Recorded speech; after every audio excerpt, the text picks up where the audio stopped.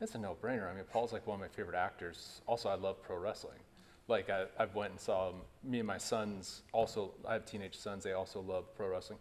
My 15-year-old's actually actively training with a WWE Hall of Famer to become a pro wrestler. Like we are like kind of hardcore wrestling fans. We went and seen Paul dive off of ladders through tables at an indie show in Los Angeles a few months ago, and in a few months we're going to see him again. Yeah, that's just him being a wrestler is just an added benefit. It just gives us something to talk about, you know, and like, yeah, it's just par for the course. Like bond over wrestling? Oh, sure, yeah, totally, yeah. I mean, Paul and I, like, you know, if we weren't working together and we just crossed paths like in a bar or something, like we'd be easy buddies. Like I think we like talking about movies, we like talking about music, like talking about pro wrestling. We have a lot of similar overlap there. So yeah, no, that's a no-brainer. Yeah. Yeah, I mean, Americana it's a weird movie. It's an ensemble neo-Western crime film set in South Dakota, and it's about a whole group of characters who all feel, for different reasons, out of place in the New West. And so there's this Native American artifact that falls on the black market. All these different characters, and we get to learn them. Some of them, like Penny Jo, who's played by Sydney Sweeney, is a small town diner waitress with a stammer who wants to go to Nashville to become the next Dolly Parton.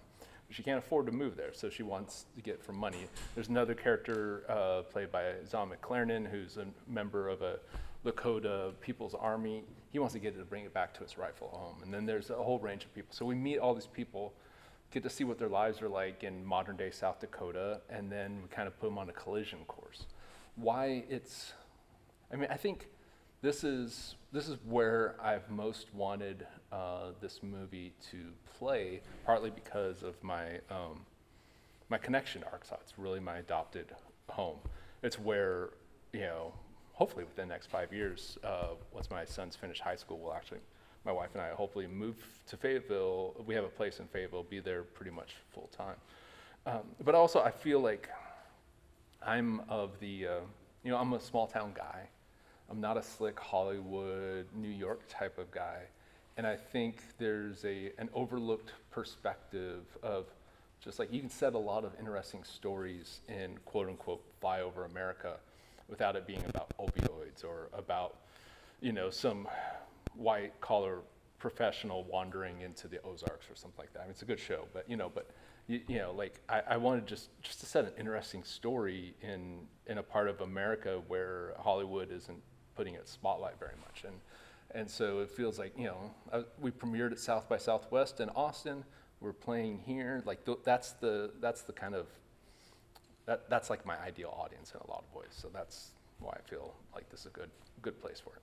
I think they're more and more important because, you know, the ecosystem of film really seems to, you know, obviously favor the big studio fare, and it's tough to get smaller kind of human scale movies and stories in theaters, and I think that's the best way to see movies. And so I think if you can make it into these festivals, you can build a word of mouth. It can be a way just for people to maybe have access to movies that if they go to the mall or the local Cineplex, they may not have access to, and they can find just rich, interesting stories and filmmakers that maybe otherwise they wouldn't find. So yeah, it's huge, I think, for just cinema in general.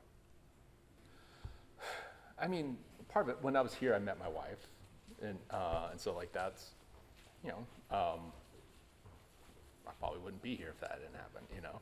And also, like, you know, I did MFA in poetry at University of Arkansas, and I really, you know, met some really key peers, friends there. You know, one of my fellow MFA students was Nick Pizzolatto, who did True Detective, and Nick was actually my conduit into doing this. I was, you know, a poet academic starting a creative writing professor job. Nick broke in. We'd talked about like how cool it would be to like do something like this. So I wrote some scripts before I started the professor job. He passed them along to his agents. This is like 15 years ago. And things worked out well for me, and I made the jump from academia to Hollywood, mostly in television writing. Would I have had the nerve to have done that or had a connection to do that if I hadn't met Nick at University of Arkansas. Probably not. But also, I think just I gelled as an artist and a person here. I came here as a pretty immature guy, kind of a self-destructive idiot.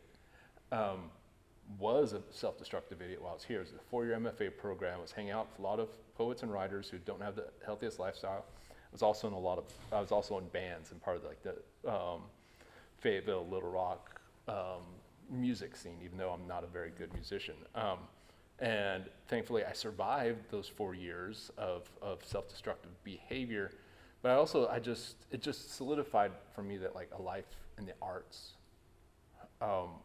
and just as an artist in whatever form was just like what I needed in my life.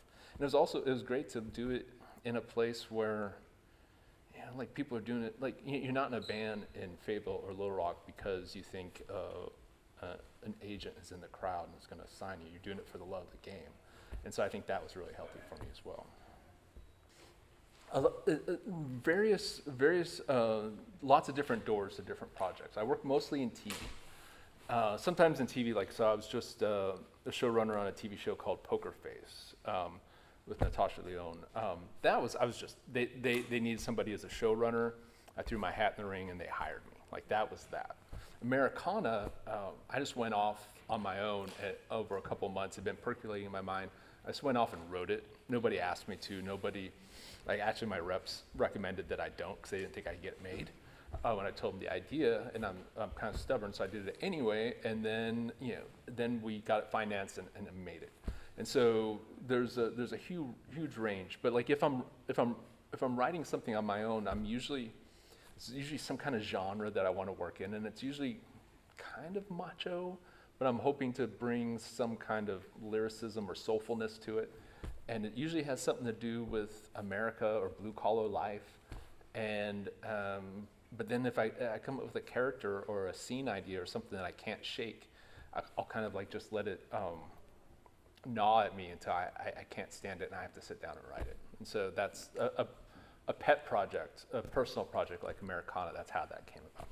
Whatever I find interesting and whatever that will both pay the bills and be interesting, because I've got there's the art and there's the commerce of it. So like right now, Americana's coming out right now. Just wrapped season 2 of Poker Face, which seemed to do pretty well. But now I've got like 10 different projects that one I could maybe film in as soon as October if we get the one last casting thing in place, or it could never happen. Like that's just kind of the world. And then I'll be taking out a couple different TV shows to buyers within the next 3 months. And so maybe one of those goes. And then there's some, I may be rewriting a script for an action director. Or sometimes I get hired to come in and do rewrites on an action movie that didn't quite turn out right when they filmed it, but they want to do reshoots for it.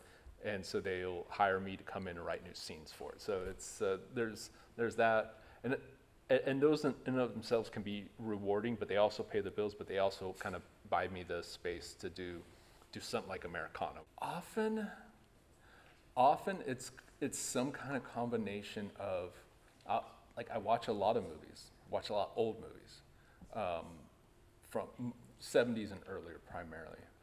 And often I'll watch something like, say, White Lightning with Burt Reynolds. And I'm just like, well, shit. I miss that kind of movie.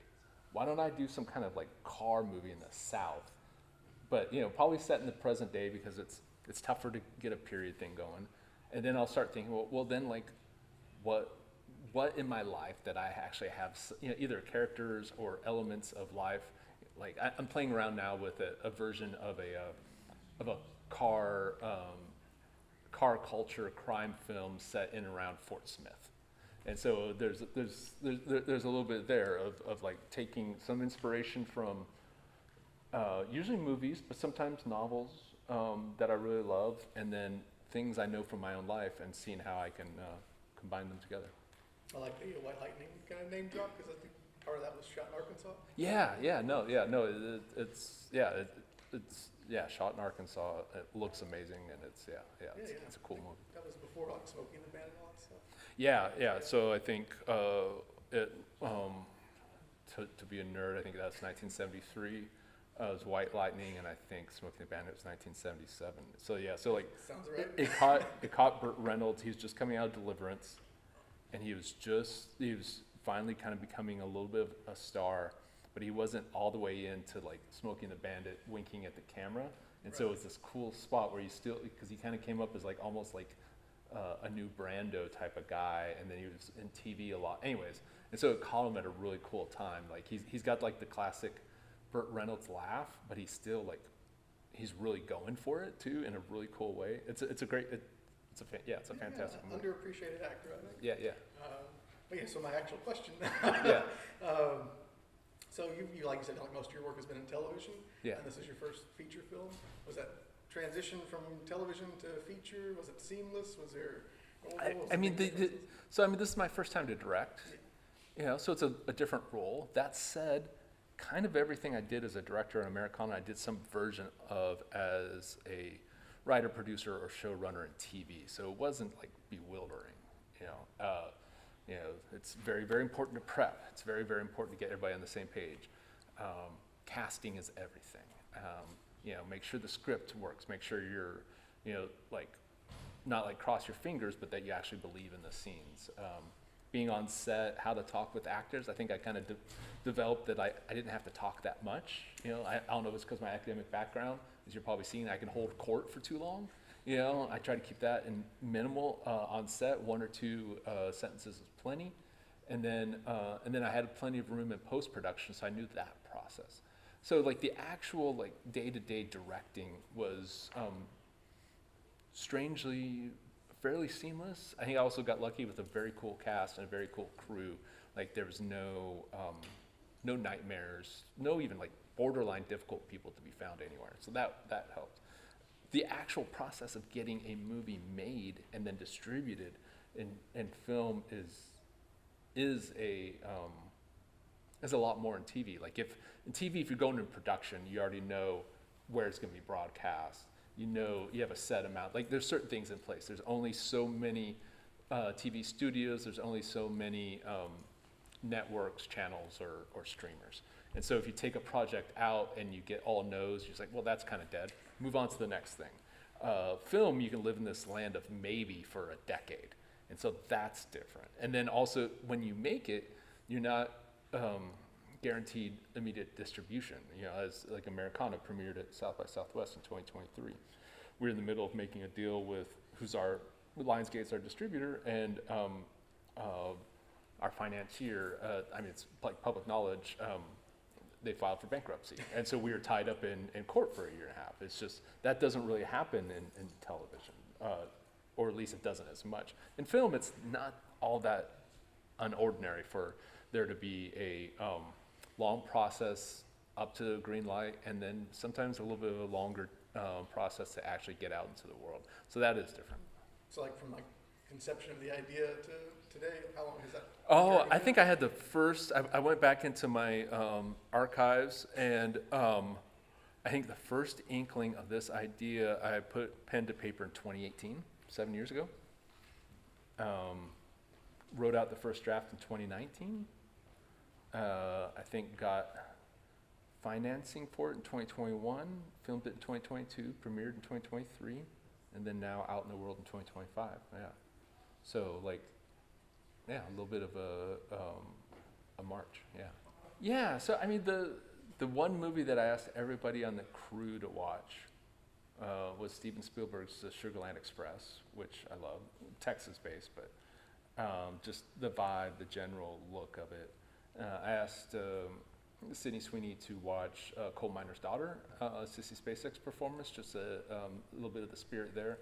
Asked Paul Walter Hauser to watch Tender Mercies with Robert Duvall, just to kind of get the heart of that character. Didn't want them to do impersonations or tributes to him, but just like, this is what I see of their inner, like capture something of their inner life, or the tone I want you guys to go for. I asked my cinematographer, Nigel Block, Sugarland Express, actually White Lightning, Two-Lane Blacktop, Paris, Texas, and and Pat Garrett and Billy the Kid. by Sam Peckinpah, that's actually my favorite Western. And then my favorite director is Howard Hawks. And so, you know, hopefully get a little bit of Rio Bravo. All of that said, a lot of Coen Brothers and a lot of Tarantino gets into my writing. Even though I don't try to like tip my cap to them, like my cap tips to them almost involuntarily. So yes, that's also definitely in there, because like those were the filmmakers that made me fall in love with the movies. And there's something about how they play with tone, how they play with expectations, the kind of bigger than life characters, but still weirdly human at the same time, that I never tire of. And so maybe I'm trying to do my redneck small town version of that.